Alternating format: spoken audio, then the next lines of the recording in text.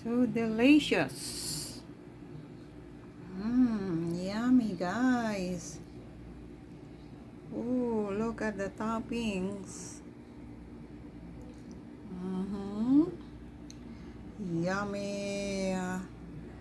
So, they wanna want how to cook this? Let's start for cooking, guys. Hello everyone, welcome to my home cooking. For today's video, guys, we will make a cinnamon roll. Okay, so I have already dough here that I make. Ayan. So this is 5 cups of flour, 2 cups of milk, 3 eggs ang nilagay ko dito, and 3 tablespoons of instant yeast, and 3 tablespoons of butter ang nilagay ko dito. Ayan, so ito na yun siya. And 1/2 cup of brown sugar, white sugar. So what we're going to do now, we will make our topping first. We will make toppings.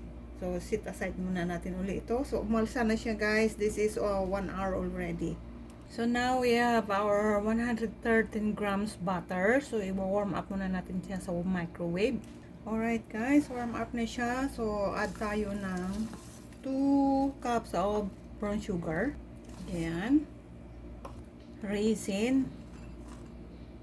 And 1 cup of bacon. So mix natin sila, guys. And a 1/2 cup of cinnamon. Ayan. So this is ready to mix. Mix lang natin sila. So this is about ready. Our mixture, and set aside muna natin siya. We will do our dough. Alright. So we put on top of this a flour. So this, our dough will not be going to, you know, stinky. That's now our dough.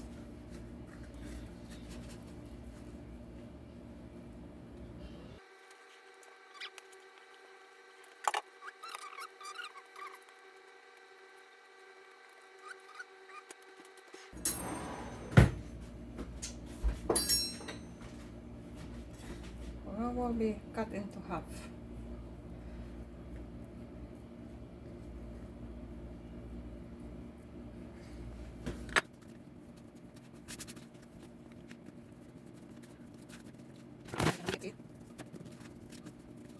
Aside muna natin. Gawin muna natin yung isa.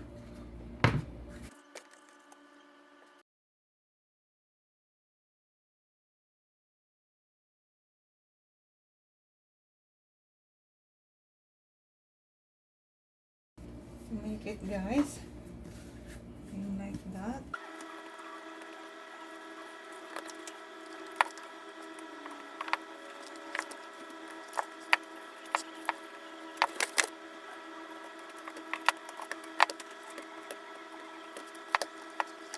Okay, so half from this, lalagay natin yan, toppings.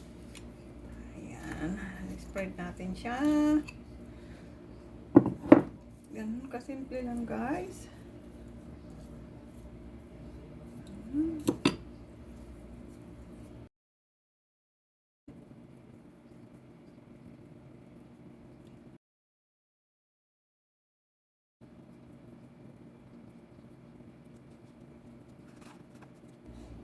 We always cook this, guys, every week because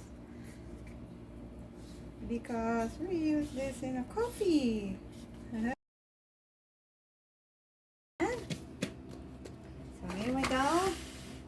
Alright, so we will make the next one.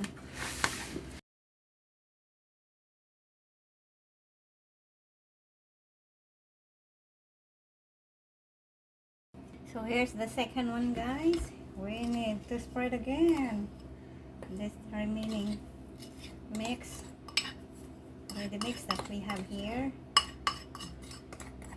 Ayan. Ayan. Kasi sayang.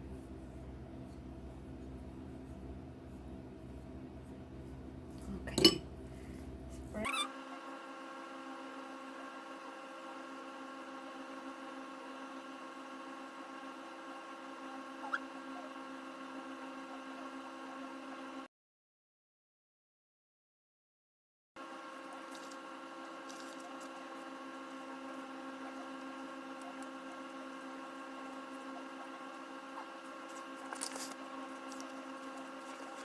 Okay, so this is our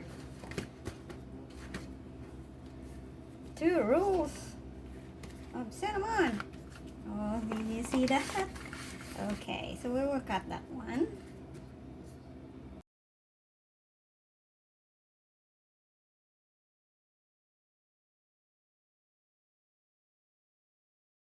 So, ganyan lang siya pagkakat, guys. Ganyan siya dyan.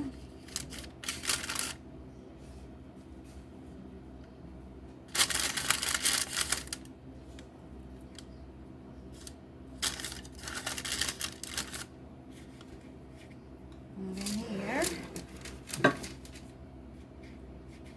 that will be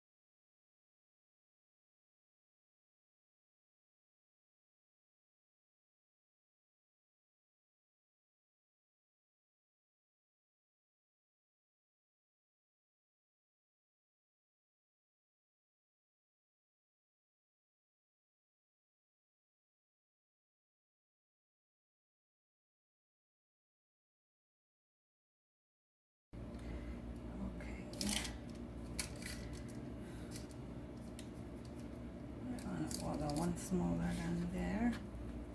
And now, after 45 minutes, guys, tignan mo, puno na yung aking tray. Ayan, lumaki na siya. Ayan, oh. Okay, so we will preheat that oven and we will going to start. It's gonna be bake, of course, and we will be going to, ayan, 350 degrees. Ayan. Okay. So we will wait a little bit. Alright, guys, we're gonna be lower that down into, it's so heavy. Ayan, so we will wait until 25 minutes.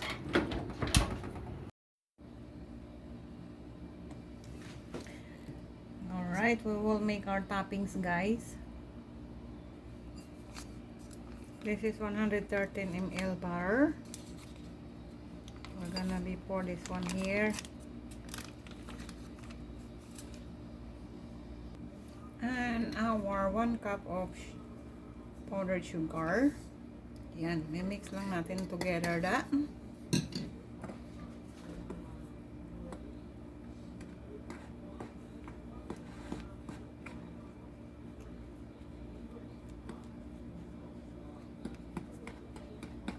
Alright, so our topping is ready. So, isit aside muna natin ito, guys. After, later, pag naluto na yung ating ano, yan, pour na natin yan doon. Papahid lang natin. Alright, after 20 minutes, guys, ayan. So, supposed to be 25, but no, look at that, it's already cooked na siya. So, lagyan na natin siya ng Lumaki siya ng gusto, guys. Look at that. Looking yummy. Ay, pour lang natin yun dyan.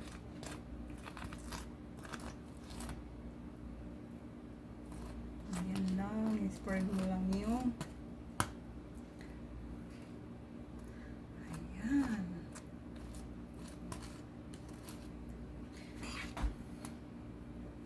Ganyan lang siya. Kadali na lutuin, guys.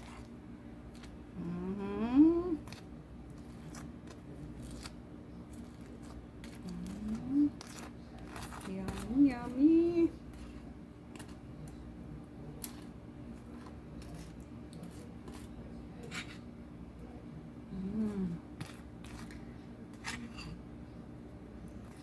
Okay. All right. See how yummy is that, guys? So, antayin natin yung isa. So delicious. Yummy, guys. Oh, look at the toppings. Yummy. So that is our cinnamon roll baking for today. Don't forget to follow my page, guys, and comment down below. Thank you.